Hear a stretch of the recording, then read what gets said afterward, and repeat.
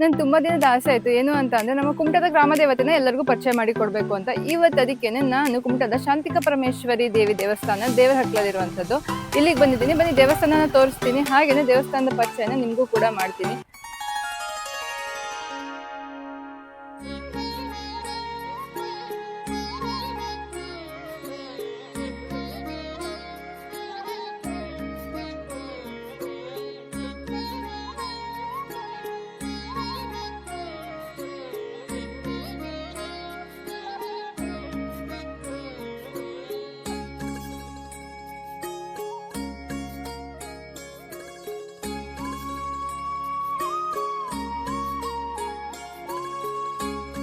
ಬನ್ನಿ ದೇವಸ್ಥಾನದ ಒಳಗಡೆ ಹೋಗೋಣ, ಹಾಗೇನೆ ದೇವರನ್ನ ನೋಡ್ಕೊಂಡು ದೇವರ ಆಶೀರ್ವಾದನ ತಗೊಂಡು ದೇವಸ್ಥಾನದ ಹಿಸ್ಟ್ರಿ ಏನು ಅನ್ನೋದನ್ನ ನಾನು ನಿಮಗೆ ತಿಳಿಸ್ತೀನಿ. ಈ ಒಂದು ದೇವಿ ಗ್ರಾಮ ದೇವತೆ ಆಗಿರೋದ್ರಿಂದ ಇಲ್ಲಿ ನಡೆಯುವಂತ ಬಂಡಿ ಹಬ್ಬ ತುಂಬಾನೇ ಪ್ರಸಿದ್ಧಿ. ಹಾಗೇನೆ ಇಲ್ಲಿ ನಡೆಯುವಂತ ಹೂವಿನ ಪೂಜೆ ಅಂತೂ ಇಡೀ ಉತ್ತರ ಕನ್ನಡದಲ್ಲೇನೆ ತುಂಬಾನೇ ಫೇಮಸ್ ಇರುವಂತದ್ದು. ನೀವು ಹೂವಿನ ಪೂಜೆ ನಡೆಯುವಾಗ ಒಂದ್ಸಲ ವಿಸಿಟ್ ಮಾಡಿ.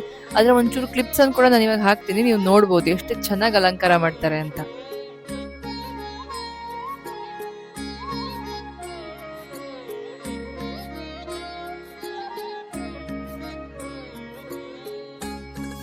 ಬನ್ನಿ ಇವಾಗ ದೇವಸ್ಥಾನ ಪ್ರದಕ್ಷಿಣೆ ಹಾಕ್ತಾ ದೇವಸ್ಥಾನದ ಇತಿಹಾಸ ಏನ್ ಹೇಳುತ್ತೆ ಅನ್ನೋದನ್ನ ನೋಡೋಣ. ಹಿಂದೆ ಪರಶುರಾಮರ ತಂದೆ ಜಮದಗ್ನಿಯವರು ಪರಶುರಾಮರಿಗೆ ತಪಸ್ಸು ಮಾಡ್ಲಿಕ್ಕೆ ಹೇಳ್ತಾರೆ.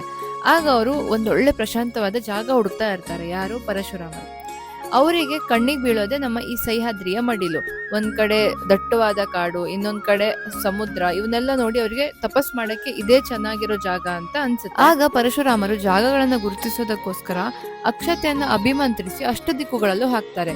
ಹೀಗೆ ಅವರು ಹಾಕಿರುವಂತ ಅಕ್ಷತೆಯಿಂದ ಒಂದೊಂದು ಗ್ರಾಮ ದೇವತೆಗಳು ಹುಟ್ಕೊಂಡು ಅನ್ನುವಂತ ಒಂದು ಮಾತಿದೆ. ಇನ್ನೊಂದೇನು ಅಂತಂದ್ರೆ ಉದ್ದಾಲಕ ಎನ್ನುವಂತ ಮಹಾಮುನಿಗಳು ಕುಂಬಾಸುರ ಎನ್ನುವಂತ ರಾಕ್ಷಸನಿಂದ ಪೀಡಿತರಾಗ್ತಾರೆ. ಆಗ ಆ ರಾಕ್ಷಸನಿಂದ ತಪ್ಪಿಸ್ಕೊಳ್ಳಕ್ಕೆ ದೇವಿ ಹತ್ರ ಬಂದು ಮೊರೆ ಇಡ್ತಾರೆ. ಆಗ ದೇವಿಯು ತನ್ನ ವಲ್ಮಿಕದಲ್ಲಿ, ಅಂತ ಅಂದ್ರೆ ರೋಹಿಣಿ, ಅಂತ ಅಂದ್ರೆ ಒರಲೆ ಹೊತ್ತು, ಅದ್ರೊಳಗಡೆ ಈ ಮಹಾಮುನಿಗೆ ರಕ್ಷಣೆ ನೀಡಿ ಏನು ರಾಕ್ಷಸ ಇರ್ತಾನಲ್ವಾ ಕುಂಬಾಸುರ ಅನ್ನುವಂಥವ್ರನ್ನ ವಧೆ ಮಾಡಿ ಈ ಒಂದು ಜಾಗದಲ್ಲಿ ಶಾಂತಿ ನೆಲೆಸುವಂತೆ ಮಾಡ್ತಾರೆ ಅನ್ನುವಂತ ಮಾತು ಕೂಡ ಇದೆ.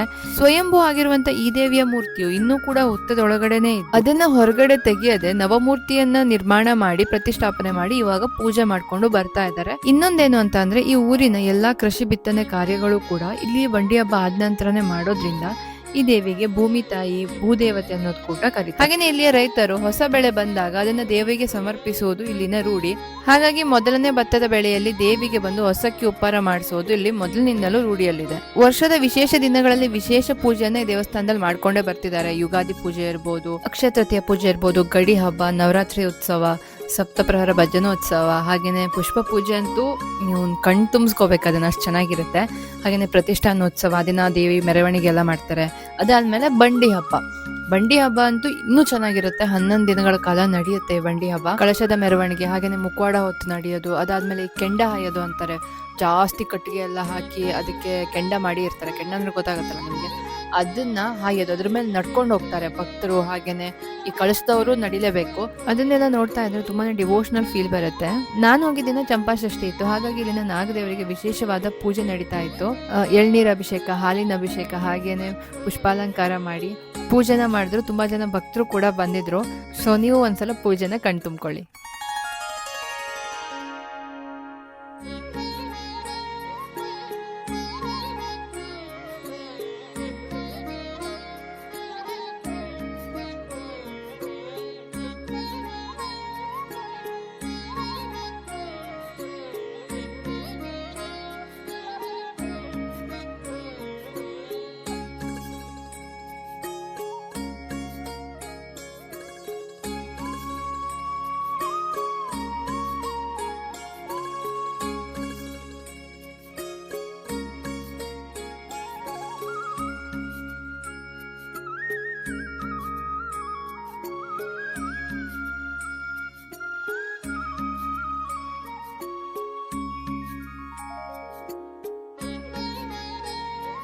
ನನಗೆ ದೇವಸ್ಥಾನಕ್ಕೆ ಹೋದ್ಮೇಲೆ ಅಲ್ಲಿರುವ ಸ್ವಚ್ಛತೆ, ಹಾಗೇನೆ ಅಲ್ಲಿರೋ ಡೆವಲಪ್ಮೆಂಟ್ ನೋಡಿ ತುಂಬಾನೇ ಖುಷಿ ಆಯಿತು. ಇದಕ್ಕಾಗಿ ದೇವಸ್ಥಾನದ ಧರ್ಮದರ್ಶಿಗಳಾದ ಕೃಷ್ಣಪ್ಪಯ್ಯ ಅವರಿಗೆ ಧನ್ಯವಾದಗಳನ್ನ ಹೇಳಲೇಬೇಕು. ಪ್ರಧಾನ ಅರ್ಚಕರು ದೇವಸ್ಥಾನದ ಬಗ್ಗೆ ಏನು ಹೇಳ್ತಾರೆ ಕೇಳೋಣ. ಭೂತೇಶು ಶಕ್ತಿ ರೂಪೇಣ ಸಂಸ್ಥಿತ ನಮಸ್ತಸ್ತೆ ನಮಸ್ತಸ್ತೆ ನಮೋ ನಮಃ. ಯಾ ದೇವಿ ಸರ್ವಭೂತೇಷು ಶಾಂತಿರೂಪೇಣ ಸಂಸ್ಥಿತ ನಮಸ್ತೆ ನಮಸ್ತೆ ನಮೋ ನಮಃ. ತಾಯಿ ಶಾಂತಿಕಾ ಪರಮೇಶ್ವರಿ, ಕುಮಟಾದ ಗ್ರಾಮ ದೇವತೆ, ಶಕ್ತಿ ದೇವತೆ, ಆದಿಶಕ್ತಿ, ತಾಯಿಯಾಗಿ ಜಗತ್ತಿಗೆ ತಾಯಿಯಾಗಿರ್ತಕ್ಕಂಥಳು ಶಾಂತಿಕಾ ಪರಮೇಶ್ವರಿ. ಅಷ್ಟೇ ಅಲ್ಲದೆ ಇಲ್ಲಿ ಎರಡೂ ಶಕ್ತಿಯು ಕೂಡ ಇದೆ, ಶಿವಶಕ್ತಿ, ವಿಷ್ಣು ಶಕ್ತಿ, ಹಾಗೆ ಮಾರಿಕಾಂಬ ಶಕ್ತಿಪೀಠ ಇದೆ, ಜೈನ ಸ್ಥಾನ ಹೇಳುವಂಥದ್ದಿದೆ. ಇಲ್ಲಿ ಬಹಳಷ್ಟು ಭಕ್ತಾದಿಗಳು ಬಂದು ತಾಯಿ ಹತ್ರ ಪ್ರಾರ್ಥನೆ ಹೇಳುವಂಥದ್ದು ಮಾಡಿಕೊಳ್ತಾರೆ. ಅವರವರ ಮನೆತನದ ಬಗ್ಗೆ, ಹುಡುಗಿಯರ ಮಂಗಲ ಕಾರ್ಯದ ಬಗ್ಗೆ, ಹುಡುಗರ ಸಂತತಿ ವಿಚಾರದ ಬಗ್ಗೆ. ಇಲ್ಲಿ ರೋಹಿಣಿ ಹೇಳುವಂಥದ್ದು 18 ಅಡಿ ಎತ್ತರದ ರೋಹಿಣಿ ಇದೆ. ತಾಯಿಯ ಹಿಂಭಾಗದಲ್ಲಿ ಸ್ವಯಂಭವಾಗಿ ಉದ್ಭವವಾಗಿರುವಂಥದ್ದು ರೋಹಿಣಿ. ಅದೇ ರೀತಿಯಾಗಿ ನಾಗಸ್ಥಾನವೂ ಕೂಡ ವಿಶೇಷವಾಗಿರ್ತದೆ. ಇಷ್ಟೊತ್ತು ವಿಡಿಯೋ ನೋಡಲು ನಿಮ್ಗೆಲ್ಲರಿಗೂ ಧನ್ಯವಾದಗಳು. ಹಾಗೆಯೇ ಇಷ್ಟೊತ್ತು ವಿಡಿಯೋ ನೋಡಿ ಯಾರಾದರೂ ಸಬ್ಸ್ಕ್ರೈಬ್ ಮಾಡಿಲ್ಲ ಅಂದರೆ ದಯವಿಟ್ಟು ಸಬ್ಸ್ಕ್ರೈಬ್ ಮಾಡಿ. ಹಾಗೆಯೇ ವಿಡಿಯೋನ ಶೇರ್ ಮಾಡಿ. ನೆಕ್ಸ್ಟ್ ಟೈಮ್ ನೀವೇನಾದರೂ ಕುಮಟಾಗೆ ಬಂದರೆ ಈ ಒಂದು ದೇವಸ್ಥಾನಕ್ಕೆ ಭೇಟಿ ಕೊಡೋದನ್ನು ಮಾತ್ರ ಮರೀಲೇಬೇಡಿ. ಸಿಗ್ತೀನಿ ನೆಕ್ಸ್ಟ್ ವಿಡಿಯೋದಲ್ಲಿ. ಅಲ್ಲಿ ತನಕ ಬಾಯ್.